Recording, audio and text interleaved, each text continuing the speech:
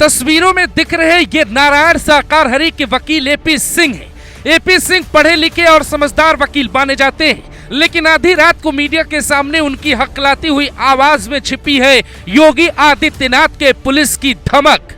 ये साफ है कि खुद को भगवान कहने वाला पाखंडी बाबा यूपी में पुलिस की कस्टडी में ही है, लेकिन पुलिस की रजिस्टर में उसका नाम नहीं है। ये भी तय था कि देव प्रकाश मधुकर का एनकाउंटर होने वाला था, क्योंकि इस केस में पहली बार एसटीएफ की एंट्री हुई। एसटीएफ न अतीक के बेटे असद को पहचानती है, न चवन्नी छाप जैसे चवन्नी माफिया को पहचानती है, और न ही देव प्रकाश मधुकर को पहचानती।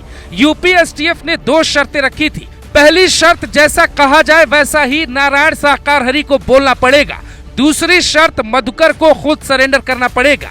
जब दोनों गुरु चेले सरेंडर को तैयार हुए तो यूपी पुलिस ने इसकी शर्त नहीं मानी और सादे ड्रेस में अस्पताल में ऐसा छापा मारा कि मधुकर के होश उड़ गए, जहां से देव प्रकाश मधुकर को सीधा गिरफ्तार कर लिया गया। उसके थोड़ी ही देर बाद बाबा मीडिया में आया और ऐसे डरे हुए लहजे में बयान दे रहा था जिसको देख के लगा कि पुलिस ने 3rd डिग्री का इस्तेमाल बाबा के साथ भी किया हो।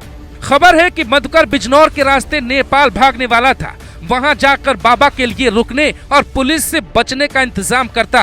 देव प्रकाश का अंदाज कुछ ऐसा है जैसे कोई तोता अपने मालिक की भाषा को समझता है और मालिक की भाषा को ही बोलता है। अब सवाल ये उठता है कि मुख्य आयोजक देव प्रकाश तो गिरफ्तार हुआ, लेकिन बाबा क्यों नहीं?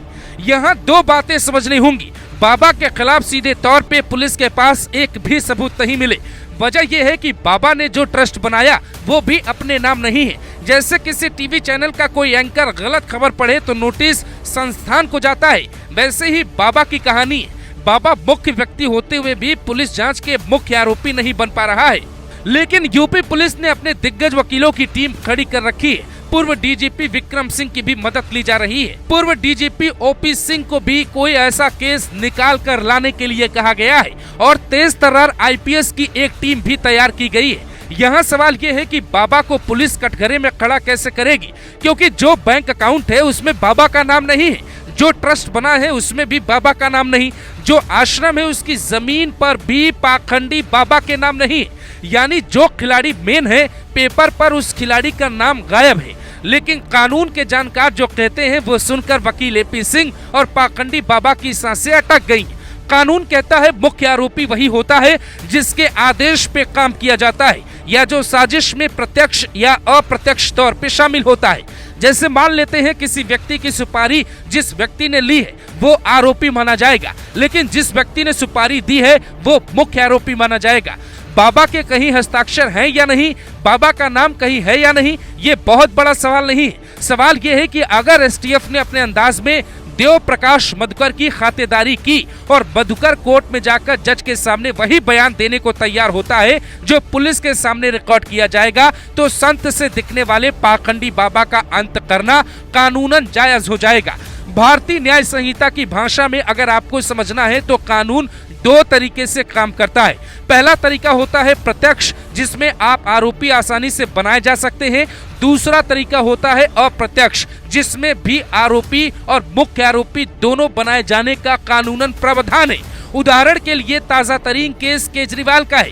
केजरीवाल को न तो सीधे किसी ने शराब घोटाले में पैसा दिया और न ही उनके किसी कागज पे हस्ताक्षर है, बावजूद उसके उनको सीबीआई और ईडी दोनों ने गिरफ्तार किया है, क्योंकि केजरीवाल की गिरफ्तारी से पहले 14 लोगों को सीबीआई ने आरोपी बनाया है। अगर कोर्ट में केस सही साबित होगा तो केजरीवाल कहीं पेपर पे नहीं होते हुए भी मुख्य आरोपी बनाए जाएंगे। कुछ यही केस बाबा राम रहीम का भी था। बरसों तक बाबा राम रहीम आजाद हवा में घूमता रहा, लेकिन जब सुप्रीम कोर्ट ने स्वतः संज्ञान लिया तो राम रहीम की कुटिया खंडहर में तब्दील हो गई। अगर योगी सरकार पर वोट बैंक का दबाव है तो इस मामले में इलाहाबाद हाई कोर्ट या सुप्रीम कोर्ट महिलाओं को न्याय दिलाने के लिए स्वतः संज्ञान लेकर बाबा की जिंदगी बर्बाद कर सकता है। हम 2 एक कमरे में बंद हैं, बाहर यूपी पुलिस खड़ी है, हम 2 में एक बाबा है और एक सादे ड्रेस में यूपी पुलिस का आदमी है जो 24 घंटे बाबा की निगरानी कर रहा है। जैसे ही कानून की भाषा में सबूत तैयार होंगे, आप देखेंगे यूपी पुलिस का कोई अधिकारी बाबा के हाथों में हथकड़ी पहनाकर उसे बाहर लेकर आता देखा जा सकता है। दूध का दूध, पानी का पानी हो जाएगा। इंतजार है उस वक्त का जब बाबा के हाथों में हथकड़ी होगी और मधुकर पूरी बात पुलिस के सामने उगल रहा होगा।